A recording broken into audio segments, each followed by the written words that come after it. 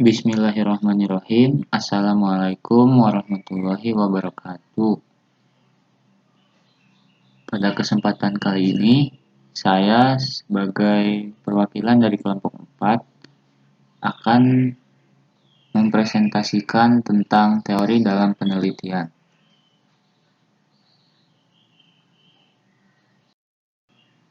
Sebelumnya, perkenalkan anggota kelompok dari kelompok kami. Yang pertama ada Edi Wahyudi, kemudian ada Eva Aisyah, lalu ada Ilham Ainur Rafi, dan yang terakhir ada Isna Azahra.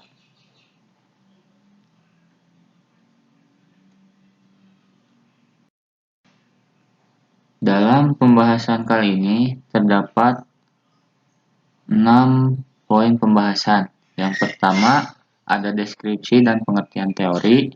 Yang kedua ada tingkatan dan fokus teori. Yang ketiga ada definisi dan fungsi konsep. Yang keempat ada definisi variabel.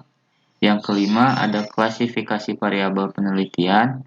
Dan yang keenam ada hubungan antar variabel penelitian.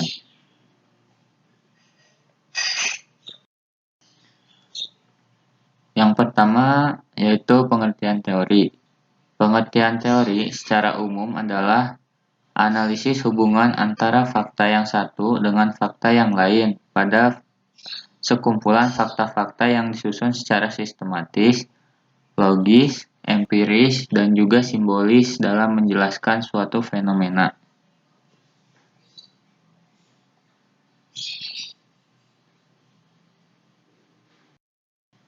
Selanjutnya ada pengertian teori menurut para ahli. Yang pertama ada Newman dalam Sugiono tahun 2010-52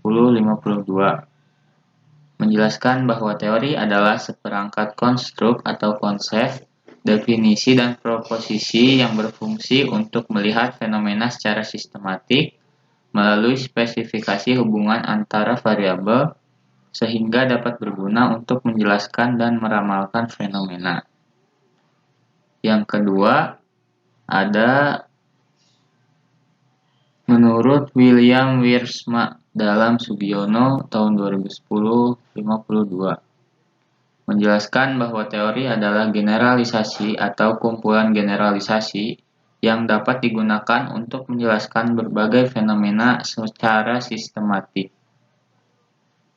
Yang ketiga ada menurut John W. Criswell mengatakan bahwa teori adalah serangkaian bagian atau variabel, definisi, dan dalil yang saling berhubungan yang menghadirkan sebuah pandangan sistematis mengenai fenomena dengan menentukan hubungan antar variabel dengan maksud menjelaskan fenomena alamiah.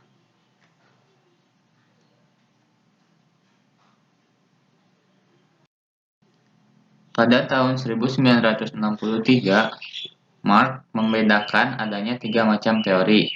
Ketiga teori ini berhubungan dengan data empiris. Dengan demikian, dapat dibedakan antara lain. Yang pertama, teori yang deduktif, yaitu teori yang memberikan keterangan yang dimulai dari suatu perkiraan atau pikiran spekulatif tertentu ke arah data yang diterangkan. Yang kedua, teori yang induktif adalah cara menerangkan dari data ke arah teori. Dalam bentuk ekstrem, titik pandang yang positivistik ini dijumpai pada kaum behavioris.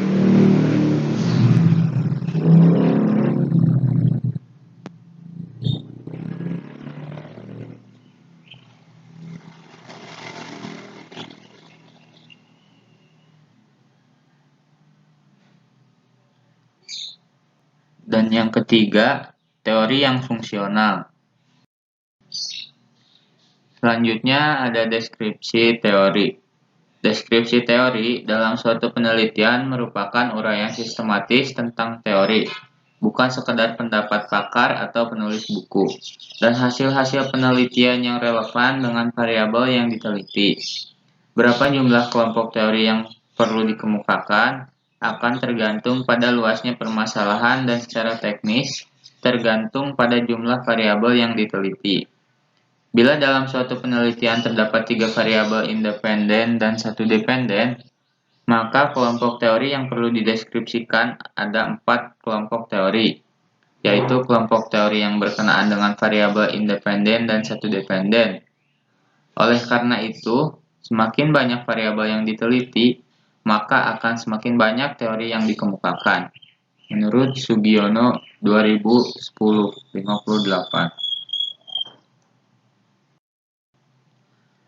Langkah-langkah untuk dapat melakukan pendeskripsian teori adalah yang pertama, tervariabel tetapkan nama yang diteliti dan jumlah variabelnya.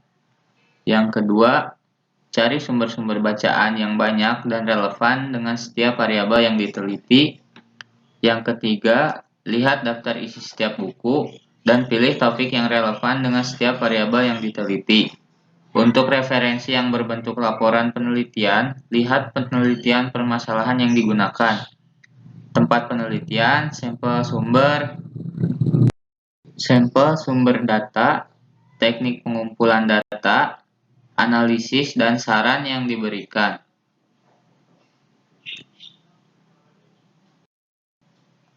Yang keempat, cari definisi setiap variabel yang akan diteliti pada setiap sumber bacaan.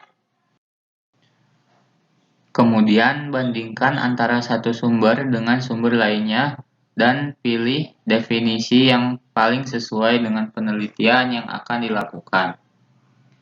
Yang kelima, baca seluruh isi topik buku sesuai dengan variabel yang akan diteliti.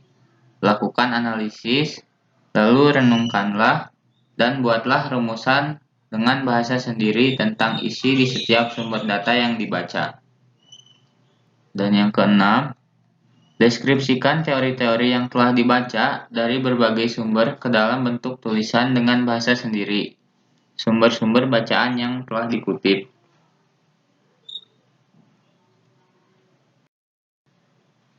Selanjutnya ada tingkatan dan fokus teori. Newman pada tahun 2003 dalam Sugiono tahun 2010 mengemukakan tingkatan teori atau level of theory menjadi 3 bagian. Yang pertama, teori tingkat mikro. Dalam tingkat ini, memberi penjelasan hanya terbatas pada peristiwa yang berskala kecil, baik dari sisi waktu, ruang, maupun jumlah orang. Seperti dalam sosiologi dikenal dengan teori phase work. Erving Goffman yang mengkaji kegiatan ritual dua orang yang saling berhadapan atau bertatap muka. Yang kedua, ada teori tingkat meso. Teori ini menghubungkan tingkat mikro dan makro, misalnya teori organisasi, gerakan sosial, atau komunitas teori Colin tentang kontrol organisasi. Yang ketiga, teori tingkat makro. Teori ini menjelaskan objek yang lebih luas, seperti lembaga sosial, sistem budaya, dan masyarakat secara keseluruhan. Misalnya teori makro Lansky tentang stratifikasi sosial.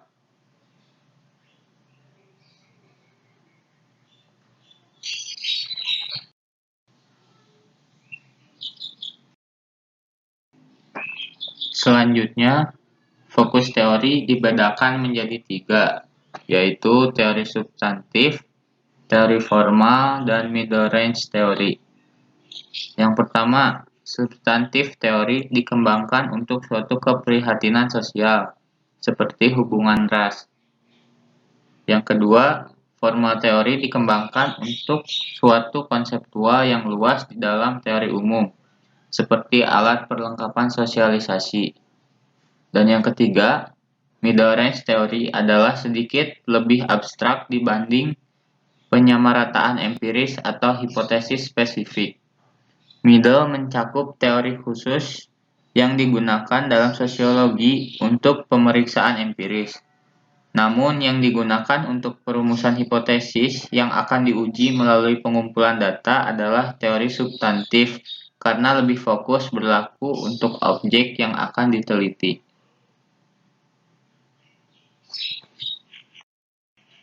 Selanjutnya ada definisi konsep.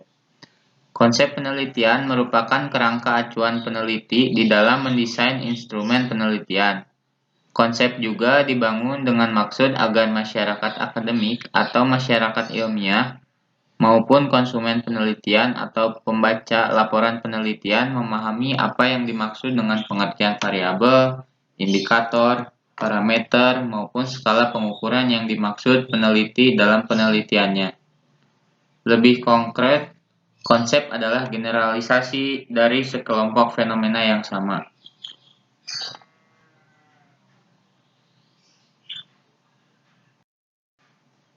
Selanjutnya ada fungsi konsep.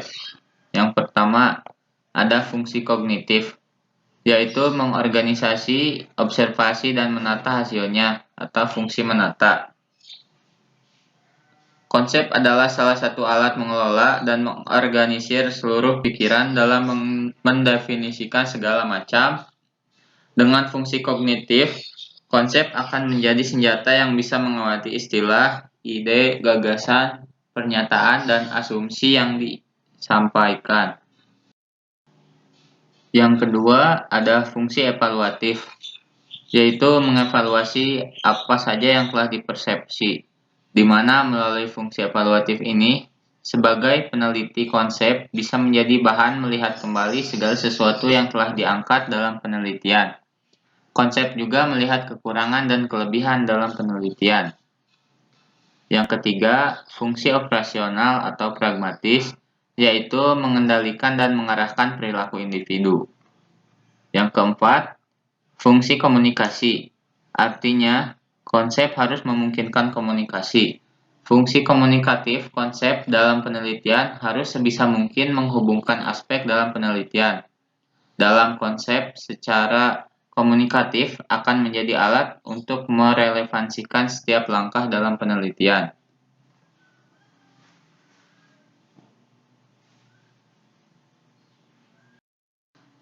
Selanjutnya ada definisi variabel. Variabel penelitian pada dasarnya adalah segala sesuatu yang berbentuk apa saja yang ditetapkan oleh peneliti untuk dipelajari sehingga diperoleh informasi tentang hal tersebut yang kemudian ditarik kesimpulan. Secara teoritis, variabel dapat didefinisikan sebagai atribut seseorang atau objek yang mempunyai variasi antara satu orang dengan orang lain atau suatu objek dengan objek yang lainnya. Menurut Hatch dan Farhadi 1981 dalam Sugiono 2009.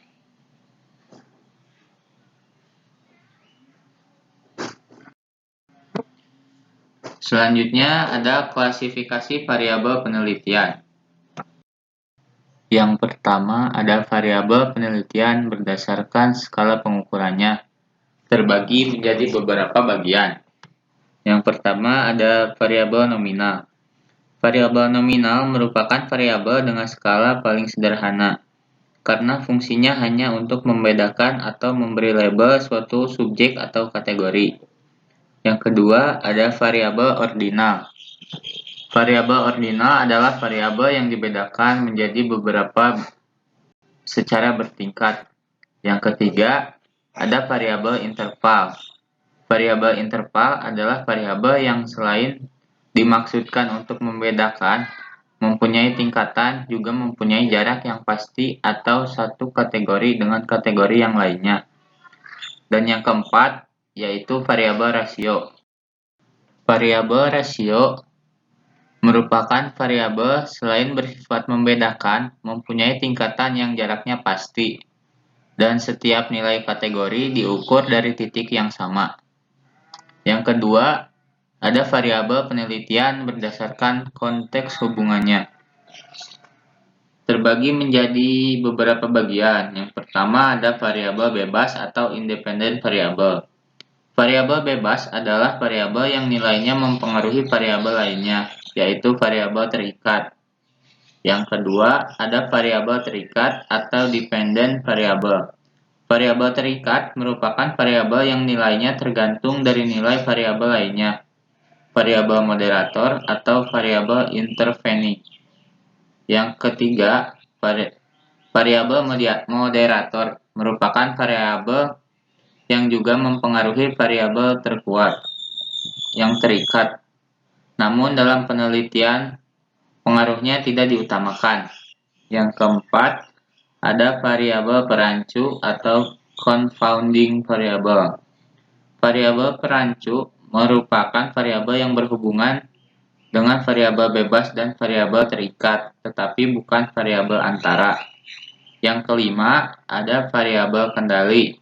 Variabel kendali merupakan variabel yang juga mempengaruhi variabel terikat, tetapi dalam penelitian keberadaannya dijadikan netral.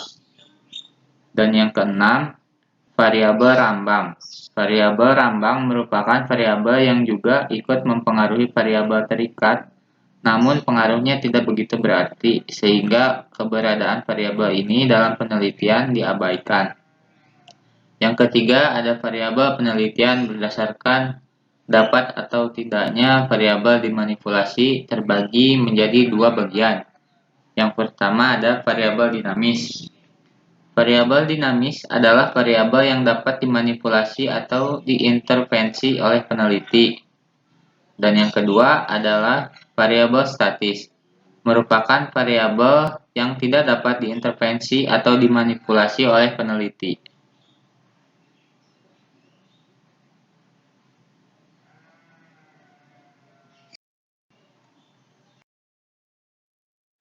Selanjutnya ada hubungan antar variabel penelitian.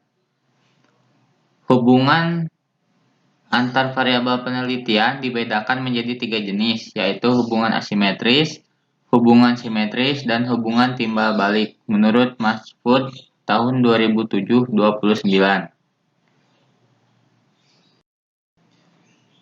Adapun pengertian dari hubungan asimetris, yaitu pada hubungan asimetris, suatu variabel atau variabel-variabel bebas berhubungan dengan variabel atau variabel-variabel yang terikat. Hubungan variabel asimetris dibedakan menjadi dua, yaitu hubungan variabel bivariat, hubungan antara dua variabel, dan hubungan variabel multivariat, atau hubungan antara tiga variabel atau lebih.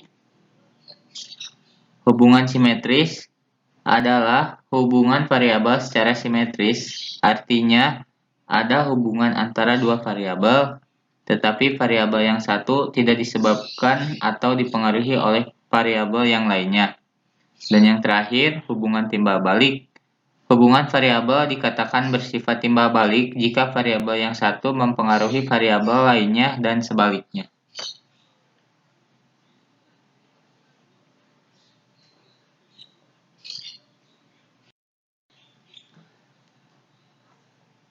Dari pembahasan yang telah disampaikan, maka dapat ditarik kesimpulan, yaitu dalam pelaksanaan penelitian, seorang peneliti harus dapat mungkin membatasi kesalahan dalam data yang dikumpulkan maupun dalam penafsirannya.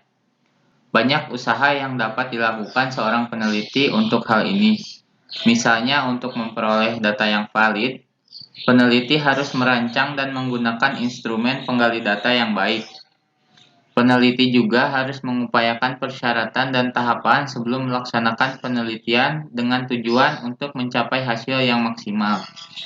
Metode penelitian pada dasarnya merupakan cara ilmiah untuk mendapatkan data dengan tujuan dan kegunaan tertentu. Berdasarkan hal tersebut, terdapat 4 kata kunci yang perlu diperhatikan, yaitu cara ilmiah, data, tujuan, dan kegunaan. Metode penelitian data yang umum digunakan dalam suatu penelitian adalah observasi, wawancara, dan kuesioner. Berdasarkan uraian tersebut, dapat disimpulkan bahwa teknik pengumpulan data penelitian kualitatif yang tepat akan menghasilkan data penelitian yang tepat pula. Teknik pengumpulan data ini terdiri atas beberapa teknik, yaitu observasi, wawancara, angket, dan triangulasi.